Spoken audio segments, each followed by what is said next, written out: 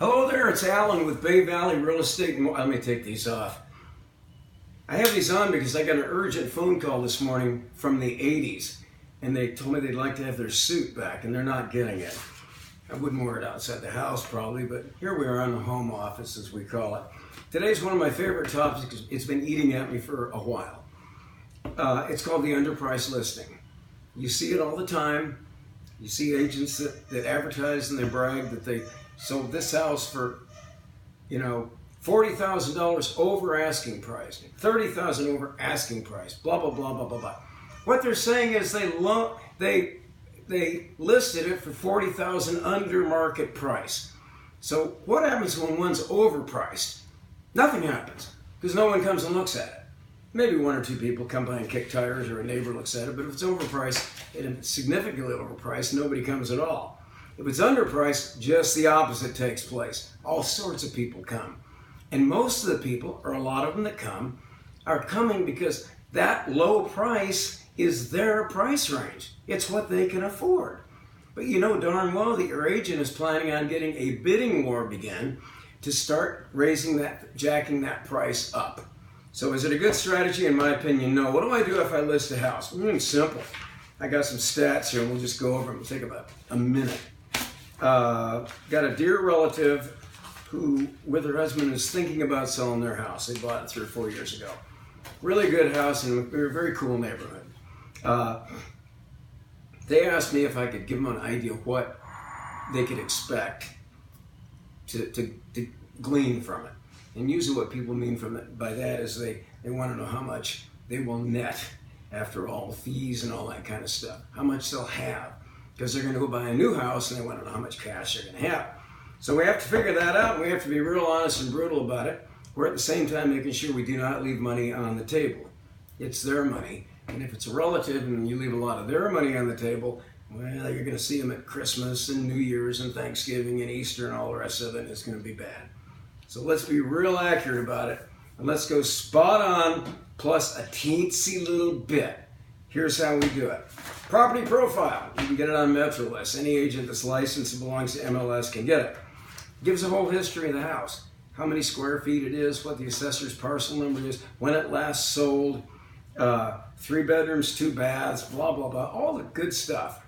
And it also has a rundown of the mortgages.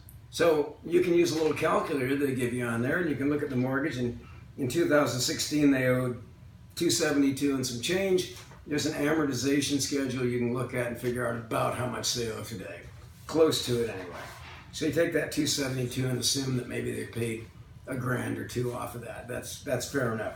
So you've got that. You know how many square feet? 1,465. You know it's a 3-bedroom, 2-bath. And most importantly, you know it's a single-story home.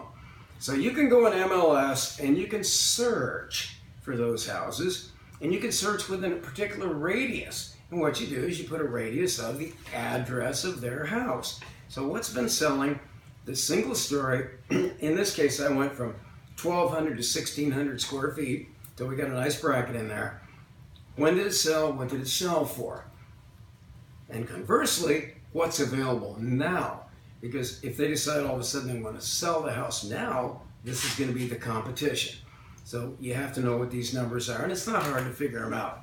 I use the assessor's hateful, boy, I got lectured last year by one of them that told me I was just terrible, and it's not how to do business and all this.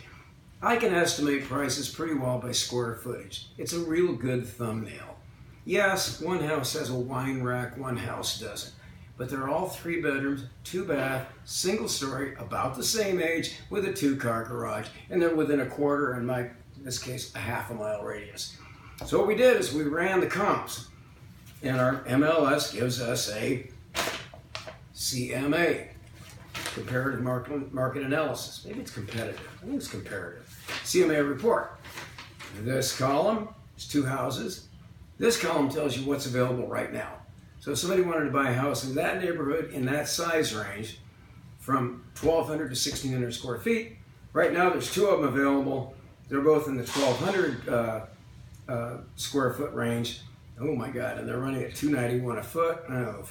So they're mid 300s, 344 and 369, which bodes well for our 1465 plan. Bodes very well. Second stage, what's been selling? Because this is what realtors are going to look at when they bring their client to your house. They're going to say, wow, this is about right. This house is pretty fairly priced. Or they're going to look at it and say, holy mackerel, this house is totally out of line. Or they're going to look at it and say, oh my God, this thing has been priced $65,000 under market, and God knows how much they're expecting for it. I've got these people here, you know, that are in a certain price range, and they think this house is that's a mess. So what you do is you establish a price, and in this case, we know houses have been selling for closing at about $254 a square foot.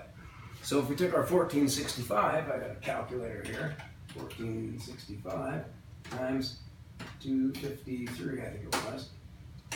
It puts our subject roughly 370. Okay? 370K, which ain't bad. So if you go by the closed comps, 370. So what that means is they can buy your house today for $253 a foot, or they can go buy a smaller house for $291 a square foot, although they're smaller houses and they're much less money. But in this case, if we're 370 and we listed it like, 375,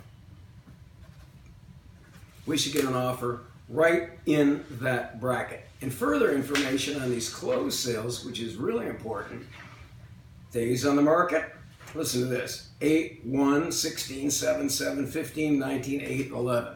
It's robust out there. These homes are selling fast. These ones that are available, there's only two. One's been on the market 11 days, the other's been on the market 5 days. So this is a really good market, and that's something you want to share with your client. You want to say, oh, it's a pretty darn good market. Because in this case, I know that they're planning on doing some stuff. They want to do some cosmetic things, some paint, touch up, maybe some flooring. They want to fix the fence, things like that, which doesn't hurt. And none of that's tremendously expensive. If they were going to add an extra wing onto the house or a second story, I'd strongly urge them against that. So that's how we price listings, as opposed to somebody that comes in and says, well, I know the house is worth $375. I know that. I can read. But let's put it on the market for $300. Then we'll get people to bid that price up, and we'll probably end up getting $395 for it. So now what happens? You get a flood of people that can only afford $300,000. $300,000 is a cutoff point on search parameters for most agents. My people have been pre-qualified for $300,000. Well, they don't know, or they can ascertain if they've been in the business more than a week, and a lot of them haven't. The house is really worth $375 to $385. So they say, oh, geez, that's probably what the people are looking for. Now, this puts the buyer's agent in a conundrum. He's got to tell these people, well, you know, I know it's listed for $300, but I think it's really worth $375. What are you going to do? Your client thinks you're an idiot. They think that the sellers are crooked. They don't understand this method. And you might very easily be dealing with a disappearing client because of that. Not a good practice at all. Price the house fairly. A lot of times, you know, the sellers want to pad it a hair. Okay. If I thought it was worth $370 and they listed for $374.5, that wouldn't break my heart. But when you go that underpriced route, you've opened up an entire can of worms, and it's not very happy. And that's my story for today. I gotta go find some socks. I figured I'd wear loafers without socks, but being at my age, it hurts my feet. Thanks for watching, and we'll go back and visit the 80s, and I may come back wearing a tank top. I don't know. Thanks a million. This is Alan with Bay Valley, and I hope you've enjoyed this little tutorial. Thank you.